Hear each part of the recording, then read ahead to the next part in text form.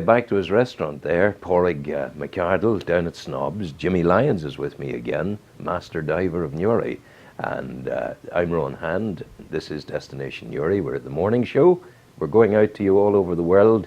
Celebration of India today, in remembering dear Father Gerard Ferran, the Dominican priest of Newry, the missionary in India all the days of his life. Well, not all the days of his life, but he was there quite a lot of time. Do you remember Gerard Ferran, the Dominican?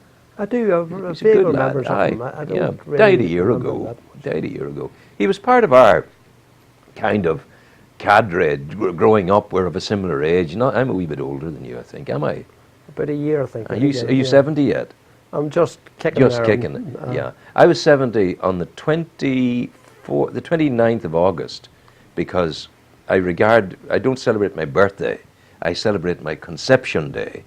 The day that the egg met the sperm, and I said, "Wow, I've got Rowan." But you had that sort of experience too. Yeah. Not really, no. You don't remember? I really have, no. My memories of that's quite vague at the moment. No, but my rationale, of course, is this abortion awfulness that exists nowadays. Yeah. And from conception day to birthday is a very dangerous time for a baby. Can be wiped out, can be nuked by prime ministers and by everybody under the sun. Bing, bing, bing. We're going to take it out because you're not really a baby. You only look like a baby. You only suck your thumb like a baby. You only cross your legs like a baby. You only jump like a baby. But you're not a baby. Right. That's why I do that too. That's good.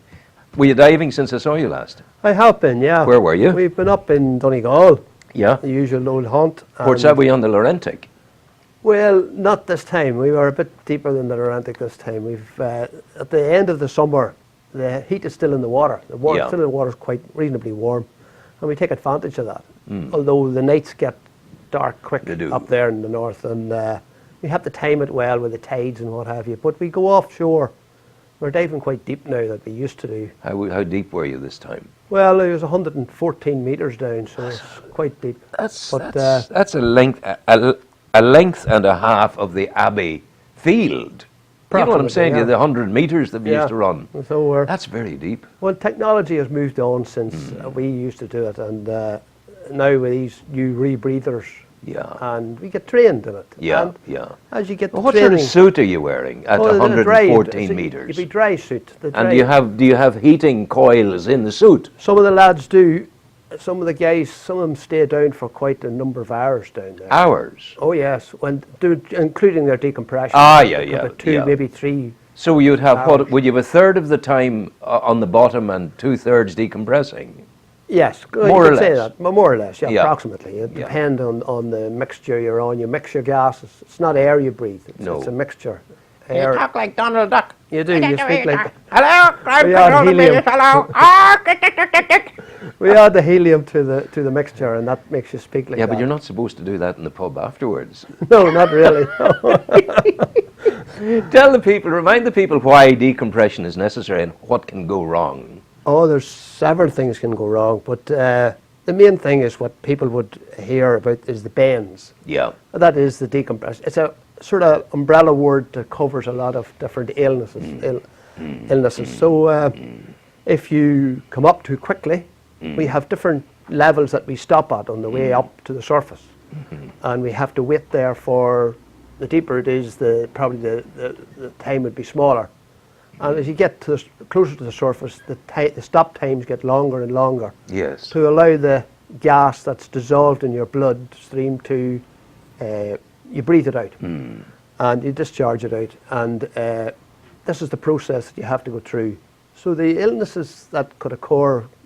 Well, it could be from bubbles in the blood could give you a mild, what they call a bend, and it's pains in the joints, legs, knees, shoulders, whatever muscle you've been using more often can be usually affected, and you can get sort of bubbling of the skin bend. Those are the minor bends. Minor things. John, just will interrupt you. Say, Declan, you're welcome. We're talking to you very shortly. John, you wouldn't take Declan upstairs and get him a cup of coffee, please, and we'll be finished here very shortly. Or have a seat, please. Do have a seat. So the bends are there as a possibility. Oh yes, there's a possibility, and if things go wrong. But we do train for all this, and we do it in a sort of very restrictive way in regards to the things that we don't do. We don't get sort of lost on the wreck ship or whatever. We always have our exit point, our shot line to go back to the shot line surface. to go to the surface, but also going into a wreck.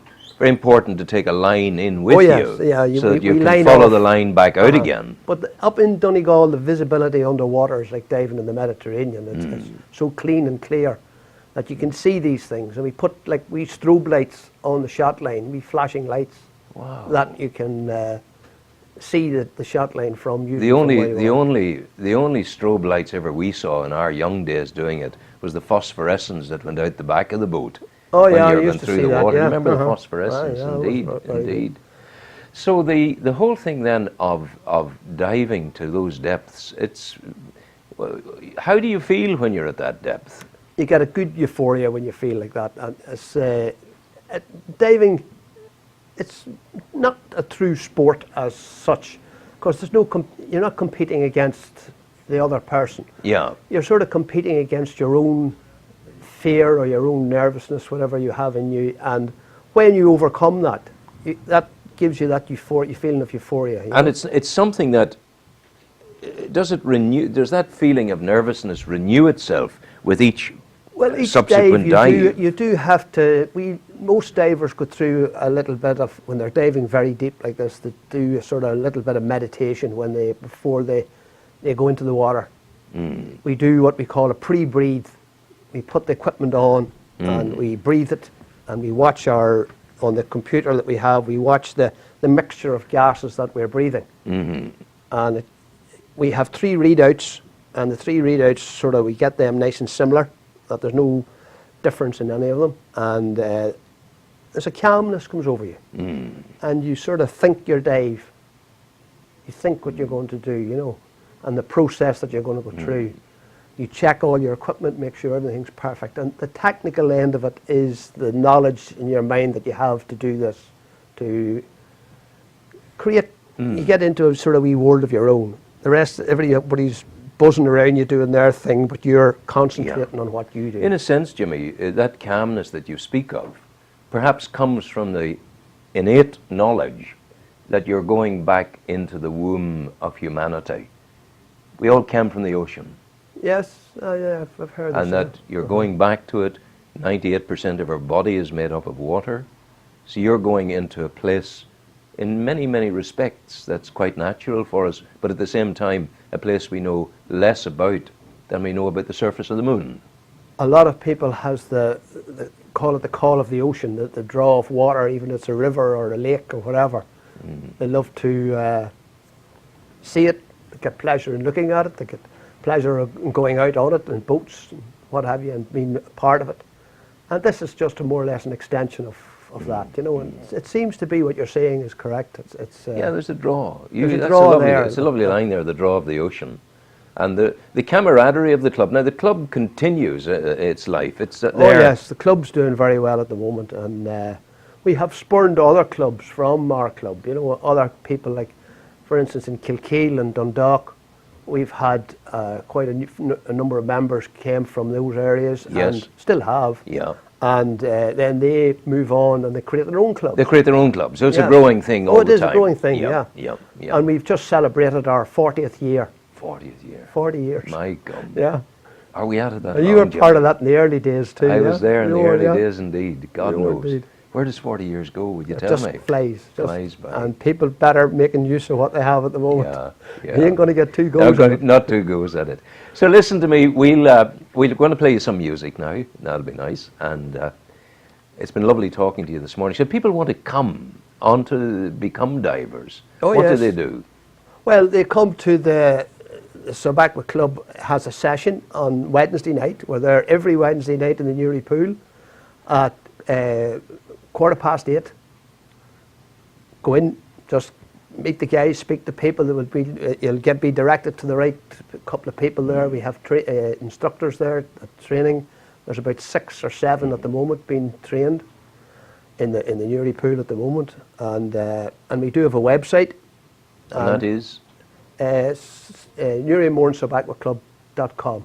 NuriandMoranSabaqua.com. Yeah. And it's a wonderful, wonderful activity to be involved in. Oh, much so, yeah. It is Yeah, indeed, because you're in wreck diving, you're going down into an environment that hasn't seen the light of day in hundreds of years, maybe. Yes, and we have seen then that on the television, you see them coming over from America and making films on the same wreck that you're just after diving. You know, and it sort of gives you a buzz that to say to the wife or the missus or whatever, the family, I was there last week, you know. So it's something that you can identify with, absolutely. you know, and it's quite good. Well, thank you for coming in and sharing your thoughts with us. No problem. It's been wonderful, and so we'll make sure you lift the link and get it onto your website Oh, well, as surely, well. yeah. Go well, Go on. James. Thank you very God much. bless you. Take care. Thank you.